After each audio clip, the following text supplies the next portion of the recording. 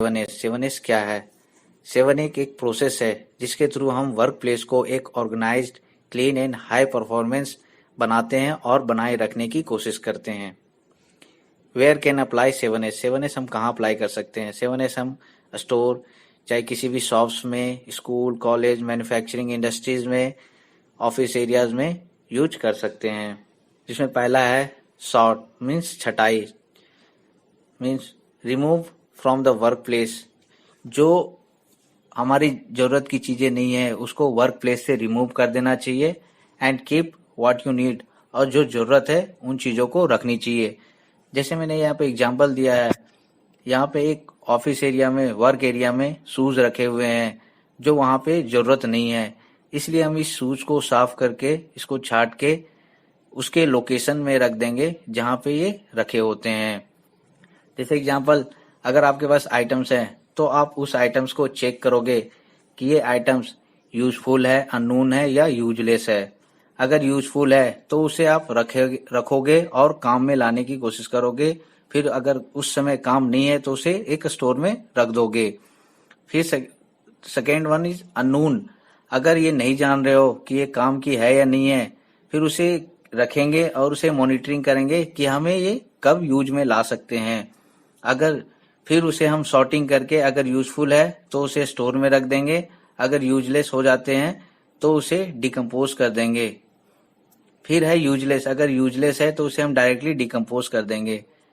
जैसे यहाँ needed items और अननीडेड आइटम्स। नीडेड आइटम्स तो हमें रेगुलर बेसिस पे यूज होते हैं, लेकिन अननीडेड आइटम्स को हम दो पार्ट में डिवाइड कर देते हैं, जिसे हम रेड टैग से और येलो टैग से मेंशन करते हैं। रेड टैग मीन्स यूजलेस, जिसे हम डिकम्पोज कर देते हैं, लेकिन येलो टैग को हम आगे इन फ्यूचर में कभी कोई कंपोनेंट या किसी प्रोडक्ट को यूज करना हो तो हम उसे यूज कर सकते हैं in future. The second point is set in order, means स्थिर। Give everything a place and a place for an object. सभी चीजें के लिए एक प्लेस होना चाहिए और सभी ऑब्जेक्ट के लिए एक प्लेस होना चाहिए। हर एक ऑब्जेक्ट के लिए हमें एक लोकेशन डिफाइन करना चाहिए। जैसे यहाँ पे हम एक रैक है जिसमें मटेरियल रखने के लिए C1, C2, C3, फाइल्स रखने के लिए A1, A2, A3 एक प्रॉपर वे में अरेंज किया गया है, जो एक सेट इन ऑर्डर का एग्जाम्पल है। तीसरा साइन, मतलब साफ सफाई करना। अपने वर्क प्लेस को पूरी तरह से साफ रखना जिससे कोई भी डस्ट वहां नहीं आए।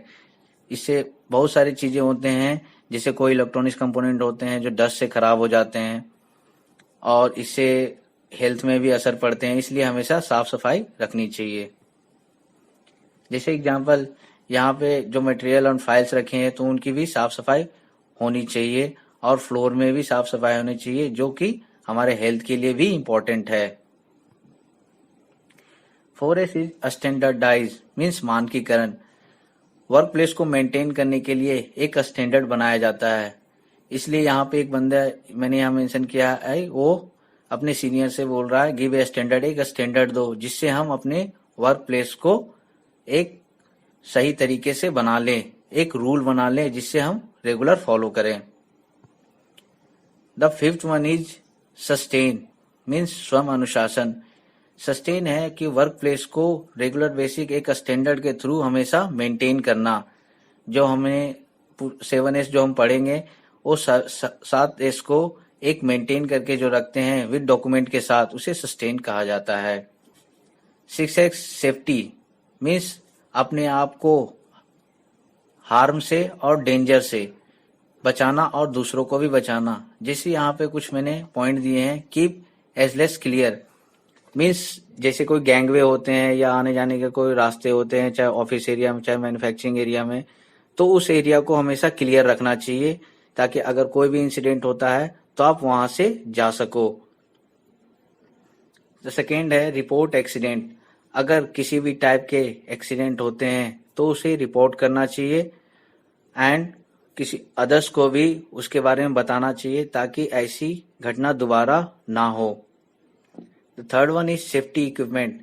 हमेशा सेफ्टी इक्विपमेंट पहनना चाहिए जहाँ पे रिक्वायरमेंट है।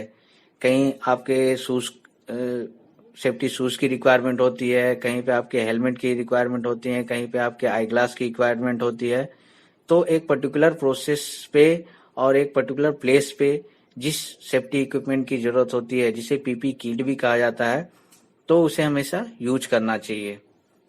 The fourth one is lift properly.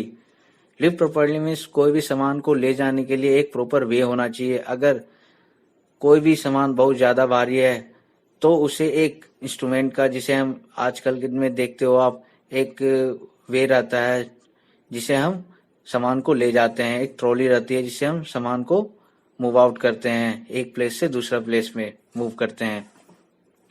तो हमेशा लिफ्ट को प्रॉपरली लिफ्ट करना चाहिए।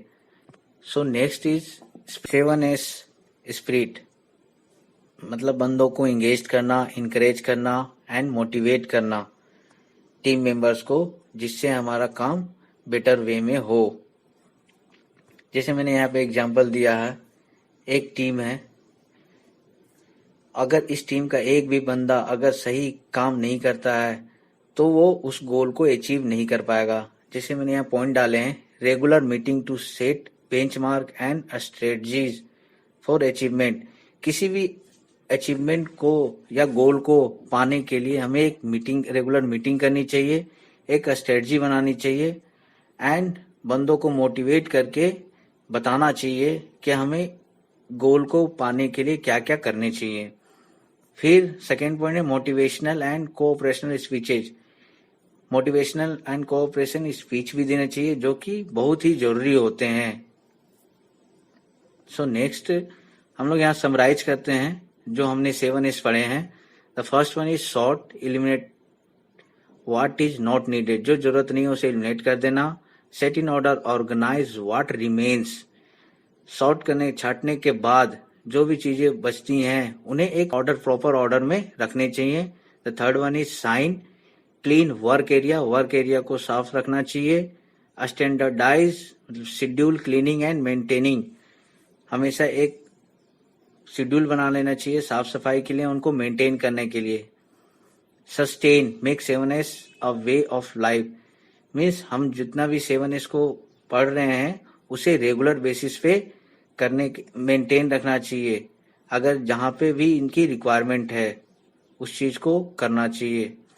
Spirit, employee engagement across all level, employees को इंगेज करके रखना चाहिए, उन्हें प्रॉपर तरीके से काम दे के रखना चाहिए किसी हर एक लेवल पे। Safety, create a safe work environment, हमेशा एक इन्वायरमेंट बना के रखना चाहिए जिससे कोई भी एम्प्लॉय अपने काम को सेफ तरीके से करे, because health is more important. So अगर आपको ये वीडियो पसंद आया तो please like, share and comment. Thank you.